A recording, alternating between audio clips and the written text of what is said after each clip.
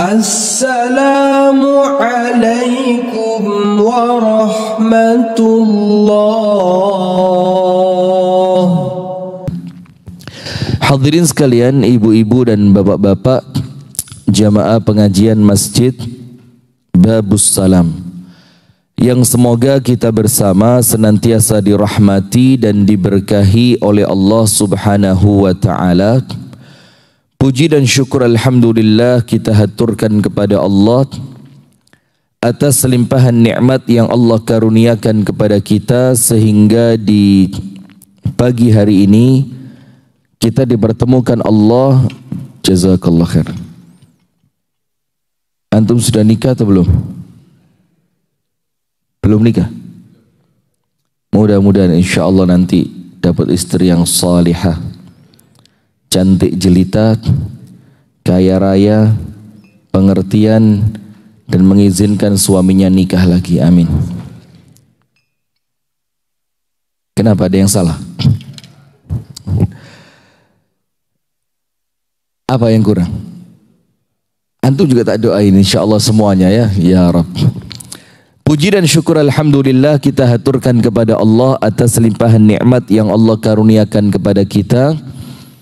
Wabil khusus nikmat dipertemukan di dalam suatu majelis di mana Rasulullah sallallahu alaihi wasallam bersabda, innahum qaumun la yashqa bihim jalisuhum. Majelis ilmu itu adalah suatu majelis yang tidak akan pernah rugi orang yang berkumpul bareng mereka. Artinya apa? Yang ikut kumpul saja, ndak niat cari ilmu, ndak niat untuk kemudian mencari keridhaan Allah di sana, dia coba sekedar ikut duduk. Itu dikatakan oleh Nabi Muhammad, mereka tidak akan pernah rugi. Apalagi yang memang betul-betul seorang penuntut ilmu. Maka suatu hari di majelisnya Syekh Utsaimin rahimahullahu ta'ala, ada seorang laki-laki yang ikut duduk, tapi mereka tidak bawa buku, tidak nyatet, apalagi tidak bawa buku, tidak nyatet. Yus kadang-kadang campur angop, senden juga, tapi tidak apa-apa. Ya, kemudian Syekh Utsaimin merasa terganggu dengan keberadaannya dia. Ditanya, buku kamu mana? Dibilang, saya tidak bawa. Terus, saya lihat kamu dari tadi tidak seperti yang lain. Yang lain mendengarkan, kamu kadang-kadang ngelamun, kadang-kadang tasawuf itu angop gitu loh. Kok tidak seperti yang lain? Kalau nggak niat duduk, jangan ke sini. Terus kamu mau ngapain? Jawabannya dia apa? Karena saya mendengar Rasulullah sallallahu alaihi wasallam bersabda, innahum qaumun la yashqa bihim jalisuhum. Karena menurut Nabi Muhammad, orang yang duduk bareng penuntut ilmu seperti kalian ini tidak akan rugi. Maka karena hadis itu saya datang ke sini. Apa kata Syekh Utsaimin? Nuridu an nu'allimahu fata'allamna minhu. Kita tadi tanya sama dia seperti itu karena kita kepingin mengajari dia bagaimana adab duduk di majelis ilmu. Ternyata kita yang belajar dari dia. Jadi bayangin sampai Syekh Utsaimin itu ngaku, yo omongan kamu ini apa? Benar. Jadi sekedar ikut duduk saja, yo iseng lah, itu keutamaannya besar. Apalagi yang duduknya niat sholat subuh berjamaah, duduknya niat ingin nunggu sampai nanti waktu syuruk, duduknya niat ingin mencari ilmu yang akan mendatangkan kebaikan dari Allah, tentu dia akan mendapatkan sesuatu yang jauh lebih besar. Amin ya rabbal alamin. Kemudian berikutnya, salawat beriring salam semoga tercurahkan kepada uswah kita, suri tauladan kita dan kekasih kita bersama, Nabi besar, Nabi agung, An-Nabi Muhammad sallallahu alaihi wasallam. Hadirin sekalian yang dirahmati oleh Allah dan pemirsa BRTV Media dimanapun Anda berada, kemudian pemirsa Madani TV dimanapun Anda berada, kemudian pemirsa LKC TV dimanapun Anda berada, kemudian pemirsa Sayap Dakwah TV dimanapun Anda berada, dan kemudian pendengar RDS 101,4 FM Solo, Radio Dakwah Syariah dimanapun Anda berada. Di pagi hari ini insya Allah kita akan menyampaikan satu materi insya Allah singkat, padat, jelas. Sambil nunggu syuruk ya, sambil nunggu apa? Syuruk. Saya juga tidak tahu ini kita nunggu syuruknya atau nunggu sotonya. Saya diberitahu sama beliau tadi, tawak no titik, wong onok soto nih, masya Allah. Tidak tahu, tapi saya lebih tertarik kata-kata sebelum sotonya itu loh, kurma dan zam-zam. Apalagi kalau saya dapatnya yang 5 liter itu, Allah, seminggu sekali kesini tidak apa-apa. Wong ada beliau kan, aman sudah. Nah sudah, hadirin sekalian yang dirahmati oleh Allah, kita akan menyampaikan di pagi hari ini, yaitu tentang kebaikan yang dilupakan. Tentang apa? Kebaikan yang dilupakan. Jadi begini, kadang-kadang ini kita akui, dan insya Allah semua di antara kita ya mirip-mirip lah, karena kita ini juga manusia ya. Kadang-kadang kita ini mikir kebaikan yang besar, sampai mikir jihad di Palestina, mikir jihad di Suriah, kedukuran. Kemudian kita mikir pengen umroh setiap bulan, kita mikir pengen bangun masjid, kita mikir pengen punya pondok. Pikirannya itu apa? Muluk-muluk. Dalam keadaan kebaikan-kebaikan kecil yang Allah hadirkan di depan kita karena keadilan dan rahman serta rahimnya Allah, itu malah kita lewatkan. Jadi Allah ini menyediakan semua potensi kebaikan untuk semua orang. Ada yang potensinya besar, ya memang Allah kasih potensi besar. Sampai para sahabat Nabi itu iri dengan siapa? Dalam tanda kutip, ghibtah ya. Dengan para sahabat lain yang mereka kaya. Tapi irinya sahabat yang miskin bukan karena sahabat Nabi yang kaya punya mobil mewah, rumahnya mewah, istrinya cantik, bisa rekreasi ke sini. Yang bikin menjadikan mereka iri bukan itunya, tapi apa? Yang kaya bisa sedekah dan itu tidak bisa kami lakukan. Jadi tidak seperti orang sekarang. Kalau orang sekarang iri sama orang kaya itu kan enak irek montori, enak irek omai, enak. Tidak, mereka irinya apa? Mereka irinya kalau kami kaya seperti mereka yang kaya, kami akan sedekah seperti yang mereka sedekahkan, tapi itu kami tidak bisa. Nah, maka sampai kemudian karena potensi besar yang Allah berikan kepada orang-orang itu, sampai orang-orang yang merasa potensinya kecil, itu mereka merasa kecil hati. Nah, tapi tidak usah khawatir. Allah itu adil, Allah itu Rahman, Allah itu Rahim dengan semua kebaikan-kebaikan yang Allah miliki. Maka dengan itu Allah siapkan kepada kita, walaupun tidak terlalu besar tapi pahalanya bisa besar. Walaupun tidak terlalu besar, pahalanya bisa besar. Maka minimal oleh para ulama digabung menjadi 3. Amal kecil, pahalanya bisa jadi besar. Minimal digabung dalam 3. Nomor 1, al-ikthar minan niyat. Amal yang kita lakukan walaupun dia kecil tapi bisa menjadi besar. Itu caranya bagaimana? Niatnya diperbanyak. Niatnya apa? Diperbanyak. Contoh apa? Contoh apa? Datang ke masjid lah. Ini kan semuanya sudah terlanjur masuk masjid ya. Contoh kita masuk ke masjid seperti ini, memperbanyak niat. Memperbanyak niat itu begini. Niat yang pertama, menjalankan perintah Allah, warka'u ma'ar raki'in, dan ikutlah kalian sholat bersama orang-orang yang ruku. Ini perintah dari Allah untuk kita menghadiri sholat apa? Berjamaah, nomor 1. Nomor 2, supaya setiap langkah saya mendatangkan pahala, meninggikan derajat, menghapuskan dosa. Niat yang ketiga, nanti kalau di masjid Saya ketemu saudara saya niatkan ya Allah nyambung silaturahim dengan dia. Niat lagi, nanti kalau saya masuk masjid ya Allah saya niat beriktikaf. Disepakati oleh ulama Pak, termasuk Imam Nawawi mengatakan apa? Iktikaf itu tidak hanya di bulan Ramadan. Walau kana lahdatan yasiratan, walaupun cuma sekejap saja, sebentar aja antum masuk masjid diniati apa? I'tikaf. Nanti masuk masjid lagi diniati, kalau nanti ya Allah di masjid saya lihat ada karpetnya yang kurang rapi, saya mau rapiin. Diniati lagi, nanti kalau di masjid, nah maka pokok niatnya diperbanyak, maka amal kecil menjadi besar. Nomor 2, apa yang menjadikan amal kecil itu menjadi besar? Keikhlasannya. Percuma amal besar kalau tidak ikhlas. Dan semuanya juga faham, semakin besar amalan semakin susah ikhlasnya. Iya benda. Antum nyumbang 5.000, yo ndak usah disuruh ikhlas, yo pasti ikhlas. Wong lek konangan malah izin kok. Loh, orang kalau konangan izin itu cirinya ikhlas. Iya benda. Ndak usah disuruh, ya akhi 5.000 ini kalau antum ndak ikhlas rugi antum. Oh syukron ya akhi, wallah sebelum antum nasihati sudah ikhlas sana.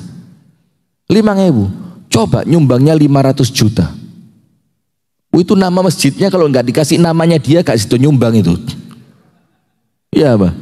Nah itu kita akui. Nah maka supaya yang kecil-kecil itu menjadi besar nilainya, maka perbesar amalan kecil itu dengan kemuliaan ikhlas.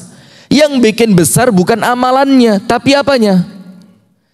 Ikhlasnya itu loh yang Allah lihat, ini orang luar biasa. Nah maka yang kedua, amal kecil itu bisa menjadi besar karena keutamaan ikhlas. Dan yang menjadikan dia besar bukan amalannya, tapi apa? Ikhlasnya. Karena ikhlas itu nilainya luar biasa. Illa ibadaka minhumul mukhlasin. Sampai setan saja itu angkat tangan ketika dia bersumpah di hadapan Allah, aku akan sesatkan semua hambamu. Tapi setan bilang apa? Tapi satu yang aku tidak bisa, menyesatkan hambamu yang mukhlis, ikhlas. Itu setan angkat tangan. Kemudian yang ketiga, ini muqaddimah. Bagaimana kemudian menjadikan amal yang kecil itu bisa menjadi besar? Nomor 1 apa? Memperbanyak niat. Nomor 2 menguatkan ikhlasnya. Nomor 3 istri dari mana? Anda kalau ngelihat saya mesti pak gambarannya istri ya. Istiqomah. Ahabbul a'mali ilallahi ta'ala adwamuha wa in qalla. Amal yang paling dicintai oleh Allah. Dan salah satu makna amal yang paling dicintai itu apa? Amal yang pahalanya paling besar. Amal yang paling cepat mendatangkan cinta dari Allah itu apa? Amal yang rutin dilakukan walaupun amalan itu cuma sedikit. Jadi walaupun dia kecil, sementara kita mampu mengistiqomahkan, kita mampu melazimkan, kita mampu menjadikan yang kecil itu kontinu, maka sesuatu yang kecil ini akan menjadi besar. Apalah artinya besar tapi tidak bisa istiqomah? Ya banda. Banyak di antara kita ini Masya Allah kalau masuk bulan Ramadan, ini kan tinggal dikit lagi ya. Mudah-mudahan semuanya panjang umur ya sampai kita ketemu Ramadan. Amin. Sudah itu ngaji di hari pertama itu sekali duduk ba'da subuh itu bisa 1 juz dia dapat. Dan itu untuk antum insya Allah mudah, ya enggak? Nanti menjelang zuhur lagi itu jam 10:30 sudah siap-siap ke masjid mau sholat zuhur. Nanti sampai masjid adzan zuhur masih kurang 20 menit ngaji lagi dia. Ba'da zuhur ngaji lagi. Tapi apalah artinya setelah Ramadan tidak ada bekasnya, tidak ada istiqomahnya. Ayo jujur, yang bisa punya amalan sama percis Ramadan dan di luar Ramadan, angkat tangan. Angkat tangan. Ya enggak apa-apa, normal. Loh kalau antum Ramadan sama di luar Ramadan sama, fungsinya Ramadan buat apa? Ramadan itu memang fungsinya untuk apa? Menyelamatkan iman untuk bertahan sampai 11 bulan kemudian. Nah maka memang Ramadan ini Allah kasih rasa yang jauh lebih dibandingkan bulan yang lain. Nah maka tiga ini hadirin yang akan menjadikan amal kecil itu menjadi besar di hadapan siapa? Allah subhanahu wa ta'ala. Niatnya pokok latihan ya Rabb, ikhlas. Maka ada ucapan Asy-Syaikh Abdul Aziz At-Turaifi hafizahullahu ta'ala. Asy-Syaikh Abdul Aziz At-Turaifi mengatakan begini, kalau Anda, ya saya juga semuanya, dan pemirsa yang dirahmati oleh Allah serta pendengar RDS FM Solo dimanapun Anda berada, itu dikatakan begini, kalau Anda merasa sering melakukan dosa dikala sendirian, ini hati-hati loh hadirin. Dosa dikala sendiri itu menghapuskan amal. Menghapuskan apa? Amal. Ada satu hadis yang sahih di mana seorang laki-laki yang ketika di dunia banyak amalannya, ketika sampai di hadapan Allah ternyata amalannya habis. Dia bilang, ya Rabbi, mana sholatku, mana iniku, mana sedekahku, mana macam-macam disebut sama dia. Apa Allah Ta'ala firmankan? Semuanya terhapus karena engkau berdosa dikala engkau sendiri. Itu dibilang sama para ulama apa? Dzambul khalawat. Dosa ketika kita apa? Sendiri. Nah, maka kata Syekh Abdul Aziz At-Turaifi, kalau Anda merasa pas dewean, keluar kota sendiri, terus apa lagi? Pas di rumah ndak ada seorang pun. Tapi sekarang rotok medeni, setiap rumah ada CCTV-nya. Pokok katakan, pokok aman sendirian. Ternyata Anda merasa dikala itu Anda banyak miss-nya, banyak moro-moro buka sesuatu yang tidak boleh dibuka oleh Allah subhanahu wa ta'ala, melihat sesuatu yang oleh Allah tidak boleh dilihat, memasukkan seseorang yang oleh Allah tidak boleh dimasukkan. Anda melakukan sesuatu macam-macam ketika tidak ada orang. Maka apa kafarahnya? Penebusnya apa? Syekh Abdul Aziz At-Turaifi mengatakan, bayarlah itu dengan ibadah ketika tidak ada orang. Kan harus sama. Dosane pas gano uwong, maka bayaran dosa ketika tidak ada orang tadi dengan kamu ibadah ketika tidak dilihat oleh orang. Itulah kenapa sholat malam itu sholat yang paling afdol setelah sholat fardu. Kenapa? Karena waktu itu tidak ada orang lihat. Tidak ada orang lihat. Maka sholat selain sholat tahajud akan menjadi sholat yang paling afdol untuk Anda ketika sholat itu Anda lakukan tidak ada yang lihat. Karena apa? Standarnya sama, timbangannya sama. Tahajud menjadi afdol ketika tidak ada banyak orang lihat. Maka sholat sunnah yang lain akan menjadi afdol untuk kita ketika tidak ada banyak orang yang lihat. Termasuk apa? Apa? Sedekah. Dan salah satu keutamaannya apa? Kalau memang kita ini bisa istiqomah melakukan amal-amal yang kecil, nanti kalau Allah takdirkan kita sakit, a'azzanallahu wa iyyakum, nas'alullah as-salama wal afiyah, semoga sehat semua, amin.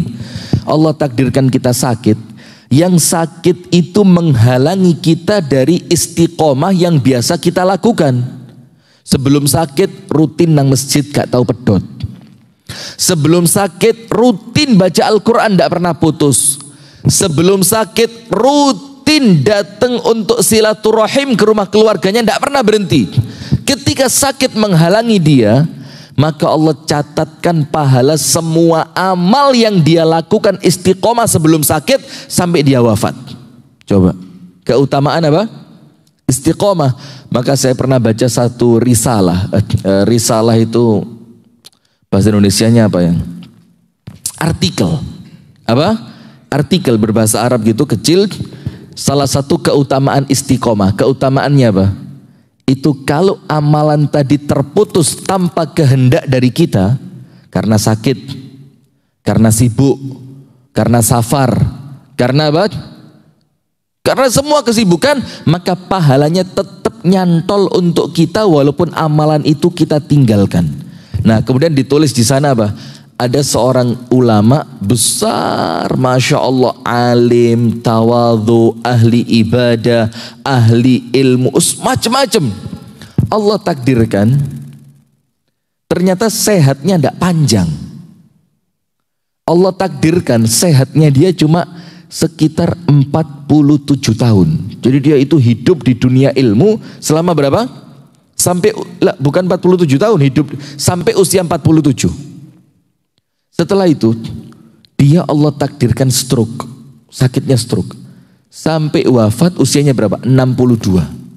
Nah, tidak usah khawatir, mulai 47 sampai 62 itu semua kebaikan yang dia istiqomahkan ketika dia sakit, pahalanya tidak putus sama sekali. Ke masjidnya tetap Allah tulis, ngisi majelis taklimnya tetap Allah tulis, sholat tahajudnya tetap Allah tulis, bacaan Al-Qur'annya tetap Allah tulis. Itulah makanya mumpung masih sehat, perbanyak keistiqomahan yang kita bisa.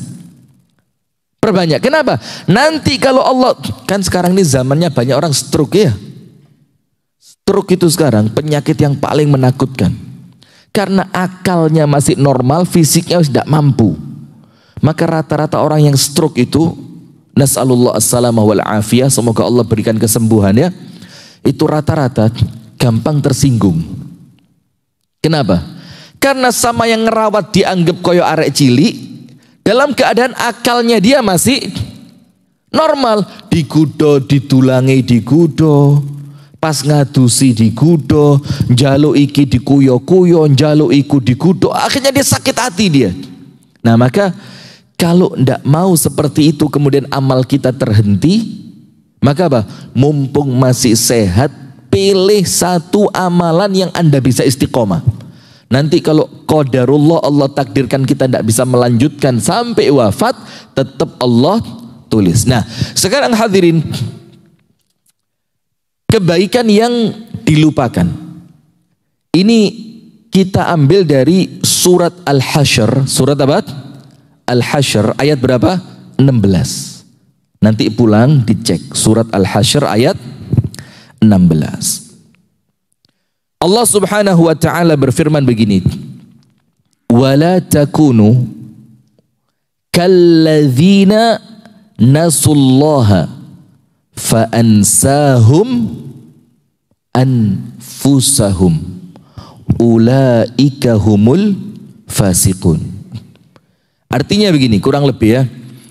Dan janganlah, saya baru ini loh bisa ngaji serius tuh baru ini, Masya Allah, ini tempat berkah betul ini. Wala takunu, dan janganlah kalian itu menjadi.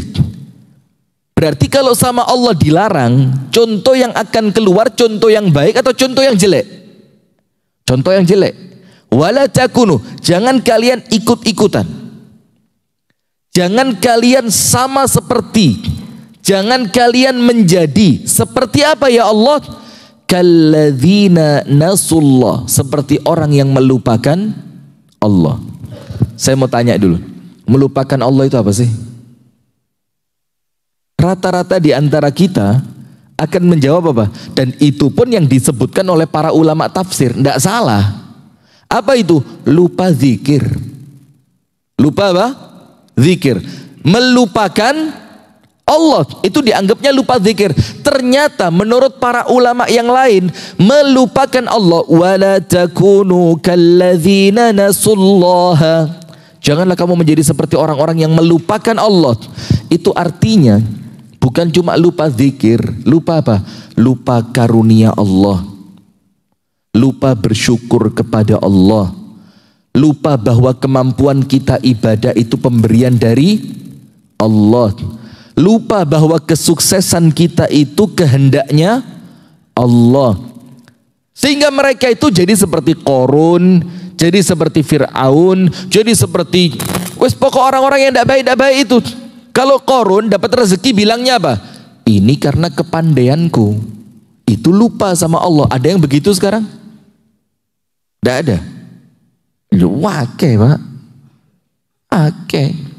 Setelah kaya raya, kita datang ke rumahnya, kita bawa di depan matanya dia proyek masjid. Dibilang apa? Aku bangun papat nih. Loh sampai lah asik soge. Loh mas, sogeku iki yo tangi subuh langsung nang pasar mulai mari maghrib. Lo terus kalau tak nikmati kok jaluk kabeh. Nah, model begitu. Dia lupa sama Allah. Ada orang yang lain lagi, bisnisnya sukses. Dibilang apa? Iki Pak, sedino melok pelatihan ping 15 iki. Ada yang lain lagi bilang apa? Ini saya sukses ini, yo pantes Pak. Lah wong mulai cilik gak tau mangan enak saya ini. Tak simpen, tak tabung titik manganku bendino ki mek sego. Tak gawe kabuli, tak tambahi kambing. Kudu mek iku ya. Saya ini tiap hari mek soto. Oh, soto ya ndak mek ya. Bendino ki mek sego, tempe, sambel. Sego, tempe, sambel. Sego, tempe, sambel. Lek aku soge ngene, lho ya pantes. Nah, ini lupa sama Allah ini. Lupa sama Allah. Ada lagi, teman-teman seumurannya sudah pada sakit semua, dia tok yang sehat. Jawabannya apa? Lah koncoku ben ngerokokan, koncoku ben gak tahu olahraga, aku iki mangan tak jogo, gak tahu ngerokok, olahraga gak tahu, telat, lupa sama Allah. Siapa yang bikin dia mampu olahraga? Siapa? Siapa yang bikin dia mampu meninggalkan rokok? Siapa? Allah. Siapa yang mampu dia jaga makanannya? Siapa? Loh ini loh Pak, orang yang lupa sama Allah itu. Maka Allah firmankan, ini maknanya luas. Jangan kamu jadi seperti orang yang lupa kepada Allah. Rumah tangganya baik, di zaman dengar ini cerai, itu cerai, ini diceraikan, itu selingkuh, ini suaminya pergi, istrinya kabur, anaknya tak karuan. Dia bilang, alhamdulillah rumah tangga saya baik. Ya apa? Ya mesti rek ben subuh tak gugah tak jak nang masjid babu salam kok iki anak iki. Lek gak apik ya kebangetan. Loh. Dia lupa sama siapa? Allah. Wala takunu kalladzina nasullaha. Janganlah kamu jadi seperti orang-orang yang lupa kepada Allah. Apa akibatnya? Fa ansahum anfusahum. Allah jadikan mereka lupa pada diri mereka sendiri. Apa sih artinya? Allah jadikan mereka lupa atas apa yang baik untuk dirinya. Dia lupa. Dia lupa bahwa sholat itu lebih baik dibanding tidur. Dia lupa. Dia lupa bahwa nabung di tabungan banknya orang Yahudi dunia itu tidak lebih baik dibanding dia nabung di tabungan akhirat. Dia lupa. Dia lupa bahwa baca Al-Quran satu hari diperbanyak itu jauh lebih baik dibanding buka-buka WA. Ayo jujur. Jujur. Waktu kita mana lebih banyak, di depan WA atau di depan Quran? Hah? Kalau yang sepuh-sepuh aman dong, WA gak meripati gak ketok kok opo iki. Gak nyambung. Kalau yang sepuh, yang muda-muda ini loh. Iya. Sambu. Sing sepuh ini. Ya Allah. Nah maka artinya hadirin sekalian, Allah jadikan dia lupa atas kebaikan dirinya sendiri. Dia tidak ngerti mana yang baik, mana yang jelek. Dia tidak ngerti sedekah lebih baik dibanding nabung. Anda jangan kalah sama Sujiwo Tejo loh ya. Tahu Sujiwo Tejo kan? Tahu? Ayo angkat tangan yang tidak tahu. Tak beritahu. Tak buka no YouTube ini. Sujiwo Tejo itu, sependek yang saya tahu tentang beliau, Ustadz Sujiwo Tejo kok beliau kan. Walaqad karramna bani Adam. Manusia itu sama Allah dimuliakan. Lawang orang kafir meninggal itu lewat di depan Nabi Muhammad. Nabi Muhammad berdiri kok. Terus sahabat bilang, ya Rasulullah, ini yang meninggal orang kafir. Rasulullah bilang, bukankah dia ciptaannya Allah? Iya, ya sudah. Nah sudah, sependek yang saya tahu tentang beliau ini, ada dua yang bikin saya itu bilang, ini hebat ini orang. Nomor satu apa? Beliau dulu pernah bilang begini, tidak perlu menginjak-injak Al-Quran untuk menghina Allah. Tidak perlu, kenemenen. Cukup menghina Allah itu kalau kamu bingung besok aku makan apa. Itu menghina Allah. Anda tidak tahu, misalnya Anda bingung, aku meni mangan opo yo, anakku sekolahin bayar gaya opo yo, engko lek bojoku loro yo opo yo. Itu sudah cukup menghina Allah itu. Anda pernah dengar omongan dari Sujo Tejo? Gini loh Pak, kita sing sholat iku pedih, gak kerja mati aku, gak iso rabi maneh aku, bingung. Padahal tidak ada kaitannya, semua itu aturannya siapa? Itu yang pertama, itu yang omongnya Sujo Tejo yang pertama. Dia bilang cukup dengan Anda besok bisa makan apa ndak itu bingung, itu sudah menghina Tuhan katanya. Nomor dua apa? Ini baru. Dibilang gini sama dia, kalau orang itu iman, itu bahasanya dia ya. Kalau kita ya beriman kepada siapa? Allah. Itu ndak perlu nabung. Ndak perlu apa? Nabung. Kalau orang percaya dengan adanya Tuhan, ndak perlu nabung. Angkat tangan di masjid ini yang tidak punya tabungan. Ayo. Yang tidak punya tabungan angkat tangan. Kalah mbak Sujiwo Tejo. Oh yang kecil tidak punya. Zaman saya SD dulu Pak, ada programnya Pak Harto. Nabung untuk anak sekolah lewat BRI. Itu petugasnya yang datang ke sekolahan. Nanti kita nabung duit 100 repes, 200 repes. Tapi dibiasakan apa? Lo ya bagus, artinya omongan itu bukan kemudian ditelan mentah-mentah, ya bukan. Tapi artinya kita perlu ngerti, tabungan akhirat itu jauh lebih penting, jauh lebih utama dibanding nabung di banknya orang Yahudi. Sekarang lihat, orang Yahudi itu yang punya bank-bank itu tidak minta sama kita, kita kasih, kita silih, miliaran Pak. Orang Islam bangun pondok 15 tahun gak tadi-tadi, kita biarin. Ayo Ustadz, astagfirullah. Ini mau bangun sekolahan di Poncokusumo, sudah jadi? Pak Hamadi, sudah jadi Pak Hamadi? Sudah berapa tahun? Sudah berapa tahun? 4 tahun.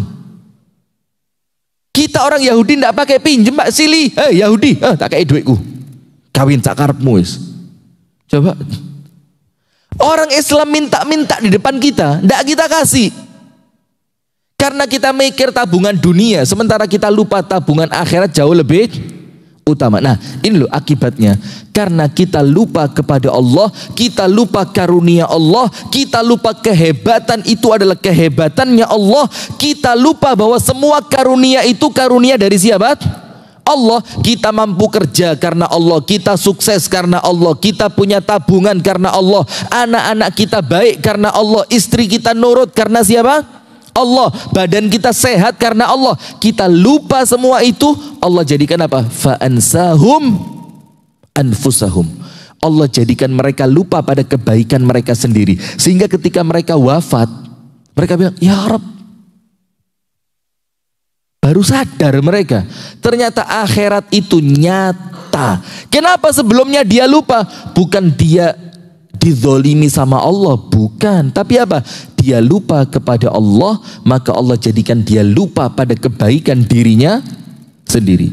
Ulaika humul fasikun. Mereka itulah orang-orang yang fasik. Nah sekarang begini, ada kebaikan-kebaikan yang kita lupakan. Nampaknya kebaikan-kebaikan ini mulai hilang dari prioritas kita. Saya akan berikan beberapa, saya tulis banyak, tapi nampaknya memang soto lebih menggoda dibanding pengajian. Siapa yang masak sotonya siapa? Yang masak siapa? Ada. Zen apa enggak? Enggak Zen rejak lu anak. Sudah. Begini, ada kebaikan-kebaikan hadirin, yang kebaikan-kebaikan itu mulai kita lupakan. Seakan-akan itu, alah mek ngene tok, itu loh bahasa kita. Alah wes biasa, wes bendino, gitu loh.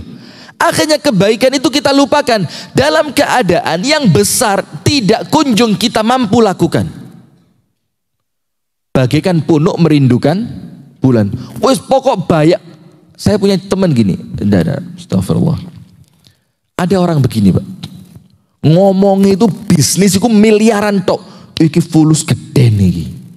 Iki lek jebol 4 miliar di tangan. Ketemu lagi. Iki sawak lek sing iki temenan nih. Iki lek gol selawi M. Saya bilang sama orang yang seperti itu, gak usah wes. Toto. Saya bilangnya gini, gak usah ngotot MM-an lah. Selawe ewu bendino, pokok nyoto ndek ngarepe moto, iku ae dilakoni dhisik. Wah, gak cocok ngomong BNT. Loh, coba, gara-gara nguberting petang M lek jebol, selawe M lek gol, tapi keluarganya keteteran, anaknya tidak bisa makan, tapi tetap ngotot golek sing selawe M, petang M, kerja sing selawe ewu bendino ae.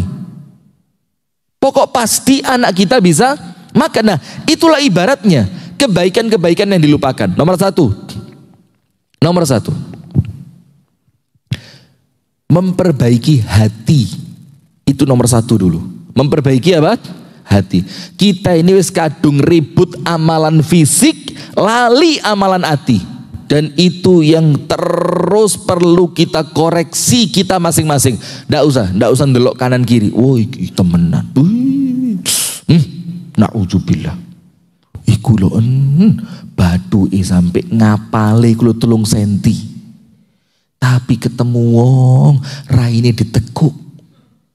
Nggak usah. Kita lihat siapa? Diri kita masing-masing. Maka tidak ada kemudian kita itu bertanggung jawab atas keburukan orang lain, itu tidak ada. Tapi kita bertanggung jawab atas keburukan siapa? Diri sendiri. Nah, sekarang begini. Nomor 1, memperbaiki apa? Hati. Memperbaiki hati. Kita terlalu sibuk dengan memperbaiki amalan fisik. Ngaji. Tapi ngajinya ketika dilihat sama orang. Sholat. Gini, contoh. Tak kasih contoh yang Anda akan mengatakan, koyoke bener. Gitu. Gini ya. Anda terbiasa sholat itu di soft pertama. Wis gak tahu telat. Setiap sholat mesti apa? Soft pertama. Suatu hari Anda telat. Anda datang ke masjid, soft pertama sudah penuh. Yang kebayang pertama, wah, dilihat orang, saya tidak selalu di soft pertama. Nanti orang akan ngomong, waduh, kok gak di soft pertama? Loh, kok malin di soft kedua? Yang menyibukkan pikiran kita ternyata bukan pandangannya Allah, tapi ya apa jawab di depan manusia. Padahal kalau Allah hadirin, tidak perlu antum jawab. Allah tahu kenapa antum tidak di soft pertama. Allah lebih, tadi dia ada orang di pinggir jalan jatuh, dia bantu dulu. Kalau kita mikir manusia, repot jelaskan sama manusia. Gak, anak iki mang sakjane ya soft pertama lho. Mang di embong ana wong wedok sepeda motoran tiba. Capek. Dan orang yang seperti itu ciri dia memperbaiki amalan fisik tapi tidak memperbaiki hatinya. Dia sibuk menjelaskan sesuatu kepada manusia karena suatu amal yang telah ditinggalkan olehnya, padahal kalau dia perhatian kepada Allah, dia tidak perlu sibuk menjelaskan itu. Ngerti tidak maksud saya? Nah, maka hadirin, amal yang pertama memperbaiki hati. Sampai Ibnul Qayyim bilang apa? Nasihat para salaf yang itu dinukil dari salaf menuju salaf. Ini nasihat yang terus bergulir di antara mereka. Salah satunya apa? Perbaiki hatimu, perbaiki batinmu, Allah perbaiki zahirmu. Itu senantiasa dari mereka dinasihati. Pokok urusan hatimu. Ya apa carane hati ki apik? Nanti amalan fisik akan mengikuti. Sayangnya kita balik. Kita anggap ngaji dhisik, engko lak suwe-suwe atine apik ah. Loh, yakin kalau ngajimu sama Allah diterima? Yakin kalau ngajimu ikhlas? Yakin ngajimu itu betul-betul untuk Allah. Yakin ngajimu itu betul-betul ini ngaji untuk susah. Bukan berarti amalan fisik ditinggalkan. Yo keliru, sama seperti begini Pak. Ustadz, sholat harus ikhlas. Oh harus. Oh berarti saya tidak usah sholat. Loh kenapa? Saya tidak bisa ikhlas Ustadz. Timbang rugi sholatku. Karuan gak sholat menisan, oh gak ikhlas. Ya sama seperti itu ibaratnya. Sholat dan ikhlas itu dua perintah yang berbeda. Ikhlas tidak ikhlas kudu sama seperti perempuan. Oh kalau jilbaban jadi harus baik ya? Lu harus. Masuk jilbaban tidak baik? Oh berarti saya tidak usah jilbaban. Kenapa? Karena saya belum baik. Nanti malah merusak nama jilbab. Oh kalau jilbaban saya ngerumpi ya. Loh, larangan ngerumpi dan perintah berjilbab itu perkara yang berbeda. Anda ngerumpi gak ngerumpi jilbaban tetap wajib. Anda baik tidak baik, maka jangan meninggalkan kebaikan yang lain ketika satu kebaikan Anda tidak bisa lakukan. Yo neraka temenan lek ngene. Itulah kenapa kebaikan itu banyak, supaya apa? Ketika Anda ketinggalan satu kebaikan, Anda bisa melakukan kebaikan yang lain. Nah, maka nomor satu, perbaiki apa? Hati. Ini amal yang hilang. Sekarang Ustadz, apa pentingnya memperbaiki hati? Begini, kita semuanya tahu kan? Wala tukhzini yawma yub'atsun yawma la yanfa'u malu wala banun illa man atallaha biqalbin salim. Maka kita berdoa sama Allah, ya Allah jangan engkau hinakan aku ya Allah kelak di hari kebangkitan. Apa itu? Di mana pada hari itu tidak lagi bermanfaat anak ataupun harta. Kecuali apa? Yang akan memberi manfaat kecuali orang-orang yang datang kepada Allah dengan hati yang bersih. Nah sekarang tunggu dulu. Ojo ngomong hati bersih itu mek api mek menungso tapi elek sama Allah. Ini sekarang mulai muncul pengertian seperti ini. Hati-hati loh ya. Mulai muncul pengertian hati sing api iku pokok mek menungso gak ganggu sama Allah. Oh, dah. Hati yang bersih, qalbun salim, itu disebutkan oleh para ulama itu 3. Syaratnya 3. Nomor 1, jangan ngomong qalbun salim kalau 3 ini Anda masih belum bisa. Nah, nomor 1, qalbun khala minasyirik, hati yang bersih dari syirik. Itu nomor 1. Jadi percuma kalau orang masih mengamalkan syirik terus ngomongnya apa? Ya akhi, yang penting sama tetangga baik. Yang penting kalau ada tetangga kesusahan kita bantu.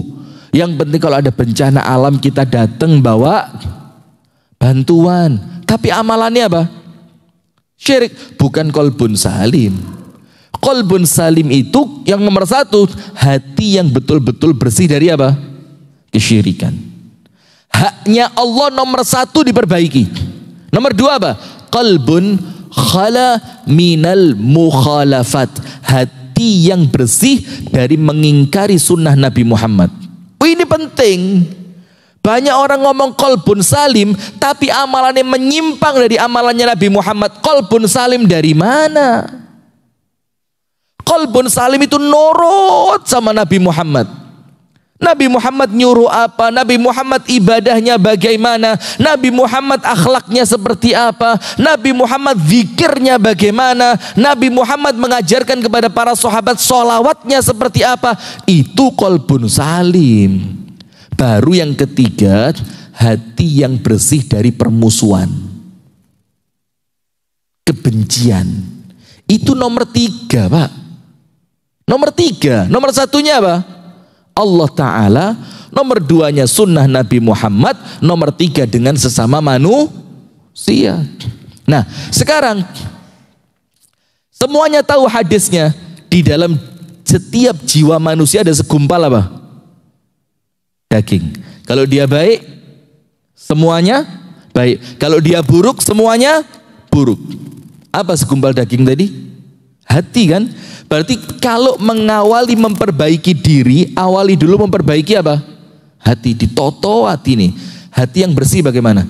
La ibadah, tawajuh sama Allah. Tawajuh itu apa? betul-betul ibadahku ini ngadep marang Gusti Allah. Itu latihan bersih hati. Yang kedua, ketika ngelihat orang lain dapat nikmat, dijogo betul, ya Rabb, yang bagi engkau, yang punya engkau, yang berhak untuk milih engkau. Ketika ada orang lain dapat nikmat, jogo hati supaya tidak apa? Hasad. Nomor 3, ya apa sih hati bersih itu ngelatih apa? Ketika Anda mendapatkan kesuksesan, jogo hati itu begini. Lek melaku nek ngarepe wong, gak usah mentang-mentang sukses. Beda loh Pak, turun dari Alphard dibanding turun dari Avanza, beda gaya turunnya. Ayo jujur. Alah, yang pernah ngerasakan Alphard dan Avanza, saya dua-duanya pernah. Punya orang semua. Pernah turun pengajian naik Alphard, ya biasa, tenang, tawadhu, hati santai, gak kepingin dilihat orang. Ya biasa, kabeh gawa Avanza. Pas diantar pakai Alphard, waktu itu kajian di Bandung, mobil antar jemput itu Alphard yang terbaru, cet. Saya tidak nyebut ya, ada cet. Itu paling top wis. Anda di dalam mobil itu dibel orang, yo kalau pakai mobil-mobil yang lain dibel itu berisik kan, berisik amat sih ngebel. Kalau naik mobil itu Pak, dibel orang itu, gatel kuping kono apa sih iki? Oh ngebel tak gak krungu, sepurane lho gitu loh. Ketika turun dari mobil Pak, masuk tempat pengajian, itu noleh sih. Ana sing ndelok gak? Aduh kano. Pak sopir pindah tempat parkir sebelah sana. Kan jujur. Nah itu loh Pak, hati-hati. Noto hati itu mulai dari mana? Ketika kita sukses, jangan menganggap kita lebih baik dibanding orang lain. Jangan menganggap kesuksesan itu karena kita, tapi langsung kembalikan kesuksesan itu kepada siapa? Allah. Bagaimana? Hadza min fadli Rabbi. Wis kawan be aku podo. Cuma kemudian Allah takdirkan saya dapat ini, Allah takdirkan kamu dapat itu. Maka tidak perlu acara TV tukar nasib. Zaman apa? Ingat, ada acara program televisi, ada acara tukar nasib. Wong sugih nginep di omahe wong melarat 3 dino, sing melarat nginep di omahe wong sugih 3 dino. Sing kesian sing melarat Pak. Mari 3 dino balik mana melarat. Sing enak sing sugih, karena orang sugih itu masuk rumahnya wong melarat rekreasi. Adus nggawe gentong itu untuk orang sugih 3 dino yo rekreasi Pak. Lah wong sugih rekreasi nang desa kok, iya apa ndak? Kepingin delok wong adusi kebo, kepingin delok wong brojol, wong melarat bendino wis didelok iku. Yaumian ini sudah, ini passion sudah, ngerti nah. Maka ketika dapat nikmat itu latihan noto hati, itu nomor 1. Jadi kebaikan yang dilupakan, memperbaiki hati sama orang yang baik. Ngelihat orang melakukan kesalahan, husnudzon, kasih uzur. Nomor 2, kebaikan yang terlupakan apa? Orang tua. Memang Pak, ujian terbesar itu adalah orang terdekat kita. Ujian terbesar siapa? Orang terdekat. Suami, istri, anak-anak, orang tua. Itu ujian terdekat, terberat. Suami, Bu, ibu-ibu, ada ibu-ibu di belakang? Anda terasa enggak Bu kalau suami itu ujian? Kak Wani, suaminya ikut ngaji soalnya ya. Kalau dibilang suamiku ujian, waduh mulai senggreng iki. Bu, terasa enggak kalau suami itu ujian Bu? Sudahlah, wong ibu-ibu itu kalau pengajian itu adanya ibarat tidak adanya. Wujuduhu ka'adamihi. Nah sudah, suami kerasa enggak kalau istri itu ujian? Nemen pol, lengkap bahasanya. Krosopol nemen banget, lengkap bahasanya. Iya. Anak-anak, terasa enggak kalau anak kita itu ujian? Tahu enggak Pak? Kita ini punya anak kan, kroso anak itu koyo abot gitu. Merawat, mendidik, sabar atas kesalahan anak, kayak berat kan? jauh lebih berat kalau Anda tidak punya anak. Jauh lebih berat. Maka ketika Anda punya anak, ketika anak itu dalam tanda kutip ya, ganyang itu apa sih? Gudo. Maka langsung dipikir, coba saya tidak punya anak, lebih susah saya. Karena maaf ya, ini maaf betul buat yang belum punya anak ya. Nanti kalau Anda sudah tua, ketika di rumah sama ponaan, tidak sama di rumah anak. Ketika di rumah adik Anda, tidak sama ketika Anda di rumah anak Anda. Ketika Anda di rumah, Anda bayar orang untuk melayani Anda, ngerawat, tidak sama dibanding anak. Tidak sama. Maka kebaikan yang dilupakan berdua orang tua. Maka sering dengar cerita kan ketika para salaf itu ibunya meninggal, dia nangis kan. Padahal terkenal orang yang paling tough di zamannya. Kok nangis? Dia bilang, saya nangis bukan karena apa. Saya nangis karena satu peluang pintu surga saya hari ini tertutup. Dan saya belum tahu saya telah memanfaatkan dengan baik atau tidak. Ya kan? Nah ini waktunya sudah lebih banyak ini. Baik.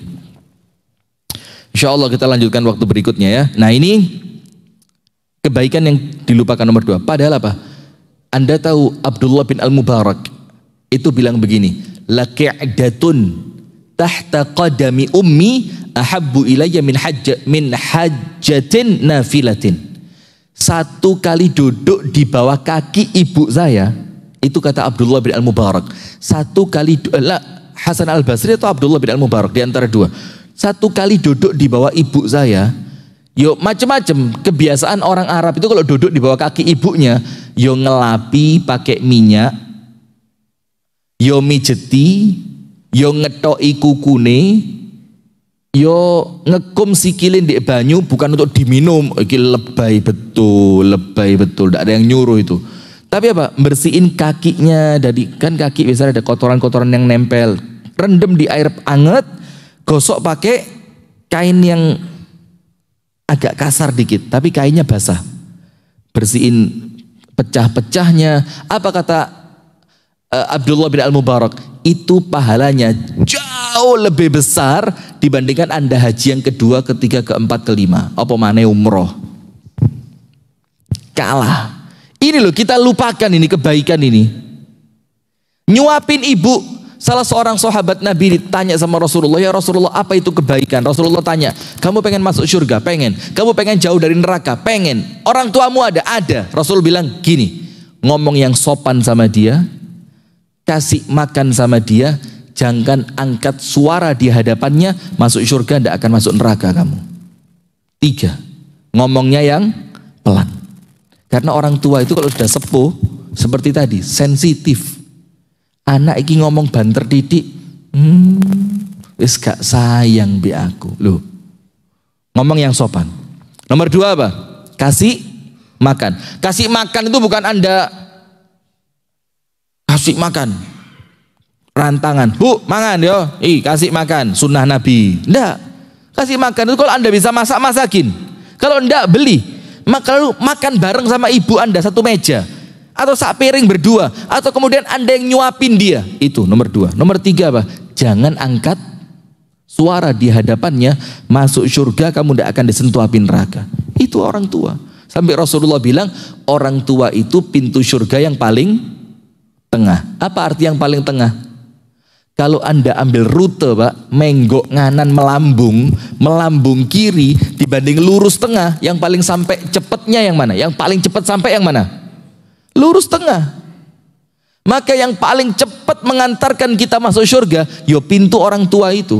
Maka pantas nangis kalau orang tua meninggal, itu pantas. Tapi maaf, orang yang merasa telat berbakti sama orang tua ketika orang tuanya hidup, rata-rata palsu. Tolong sempet nyeneng no bapakku, tolong sempet nyeneng no ibuku. Sabar, palsu kamu. Kalau ibumu meninggal, bapakmu meninggal, ada kebaikan yang bisa kamu lakukan, ada enggak? Bahkan para ulama bilang kebaikan yang paling ikhlas kepada orang tua itu justru ketika mereka telah meninggal dunia. Kadang-kadang kalau mereka masih hidup, kadang-kadang perlu pujiannya, kadang-kadang kepingin tanah sing di sebelah kono, mari mijiti sikile takon, "Mak, sertifikat tanah sing di pinggire UB iku sing ono, Mak." Kok lali aku ben ndek simpen, kan butuh anak. Oh yo gak sih Mak, mijite terus dibanterno di cek kroso. Yo gak sih Mak, cuma lek gak diganggu yo tak anu sih. Kate tak gawe. Nah, kalau orang tua masih hidup kadang-kadang riya. Tapi setelah mereka meninggal, Anda tidak mengharap apapun kecuali dari siapa? Allah. Istighfar untuknya, sedekah atas namanya, kemudian mohonkan ampun untuknya, doakan orang tua, sambung kerabatnya yang kamu tidak akan nyambung kecuali dari jalurnya. Itu ono sian. Cuma sayangnya kita ini kalau orang tua meninggal kan panas-panas saja. Panas-panas apa itu? Setelah itu kan paling merong wulan sedih, bapak dulure diparani, koncone digolei, sedekah. Setelah itu tidak ada. Padahal umur kita masih panjang untuk bisa berbakti sama orang tua yang telah meninggal tadi. Tapi dilupakan. Nah, sementara ini 2 dulu ya. Saya tulis ada 12. Ya, lanjut sampai zuhur, daurah. Jazakumullah khair wa barakallahu fikum. Itu yang saat ini dapat kita sampaikan. Mudah-mudahan ada manfaatnya ya, dan saya mohon maaf kalau ada kata-kata yang kurang berkesan, ada kata-kata yang kurang sopan, ada candaan yang keterlaluan. Kita tutup dengan doa kafaratul majlis. Subhanakallahumma wa bihamdika asyhadu an la ilaha illa anta astaghfiruka wa atubu ilaik. Assalamualaikum warahmatullahi